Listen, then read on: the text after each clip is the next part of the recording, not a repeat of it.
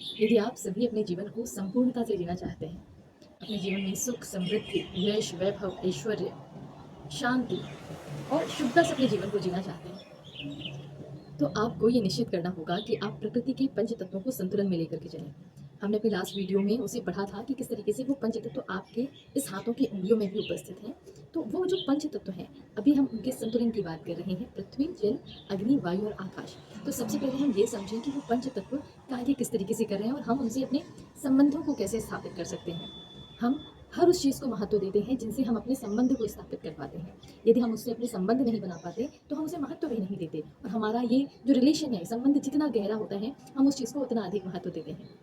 तो सबसे पहले यहाँ समझेंगे कि किस तरीके से प्रकृति के जो पंच तत्व हैं, पंच तत्वों में क्या क्या आता है। हमने पढ़ा पृथ्वी, जल, अग्नि, वायु और आकाश। देखिए, ये है पृथ्वी तत्व, ये है जल तत्व, ये है अग्नि, ये वायु तत्व और ये आकाश तत्व। तो अब इनसे हम संबंध कैसे स्थापित करेंगे। पृथ्वी तत्व से संबंध स्थापित करने का सबसे बेहतर तरीका है जब भी आप अन्न ग्रहण करें। आपको पता है कि आपकी थाली में जो अन्न आया है, जो भोजन आप ग्रहण कर रहे हैं, वो इसी पृथ्वी की देन है, इसी मिट्टी की देन है।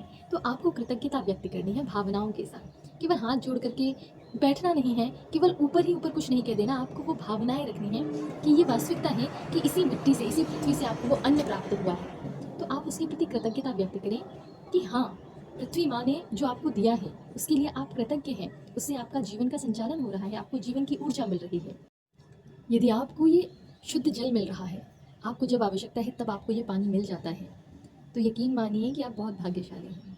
हर किसी को ये उपलब्ध नहीं है। तो उसके लिए भी आपको प्रकृति को कृतज्ञता व्यक्त करनी है, जल को वो कृतज्ञता व्यक्त करनी है कि वो आपके जीवन में है। अग्नि तत्व, अग्नि तत्व का संतुलन आपके जीवन की ऊर्जा से ही है। आपके जीवन में जो कुछ भी आप ग्रहण कर रहे हैं, अगर उसका पाचन सही तरीके से ना हो, इसका अर्थ है कि आपकी जो अग्नि है वो सही तरीके से कार्य नहीं कर रही है। तो उस अग्नि के लिए भी आपको कृतज्ञता व्यक्त करनी है।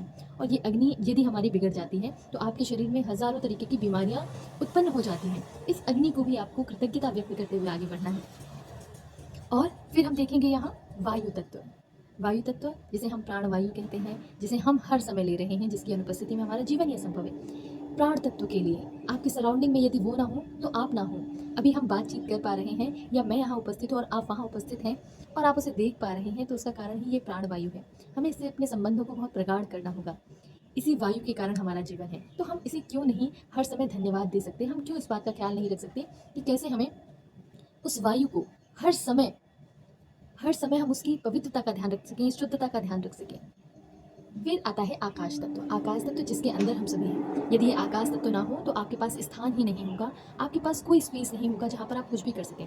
आप अभी किसी ब्लैंक पेपर में लिखते भी हैं ना, तो वो स्थान ही है, वो स्पेस ही है जहाँ पर आप लिख पा रहे हैं। आप कहीं बैठे हैं तो वो स्थान है, स्पेस है। एवरीथिंग, जहाँ पर भी आप कुछ भी कार्य कर रहे हैं, वो आपको दिया है उस आकाश तत्व ने। आपकी सराउंडिंग में आप कहीं भी देखिए, आपके कोई भी कार्य अगर हो रहे होंगे तो वो इसी आकाश तत्व के कारण है। तो उस आकाश तत्व के प्रति भी कृतज्ञता रखनी है। तो अल्टीमेटली हम यहाँ ये देख रहे हैं कि किस तरीके से इन पंच तत्वों के द्वारा ही हमारा ये पूरा जीवन संचालित है। लेकिन हमारे भाव उनसे ना जुड़ पाने के कारण हम उस पर कृतज्ञता तो दूर की बात है, हम अपने भाव ही नहीं जोड़ पाते, हम अपनी भावनाओं को उनसे एक नहीं कर पाते। तो हम कोशिश करें कि इन पंच तत्वों के प्रति हम जितना कृतज्ञ हो सकते हैं, जितनी अपनी भावनाओं को, शुभ भावनाओं को व्यक्त कर सकते हैं, वो करने की कोशिश करें।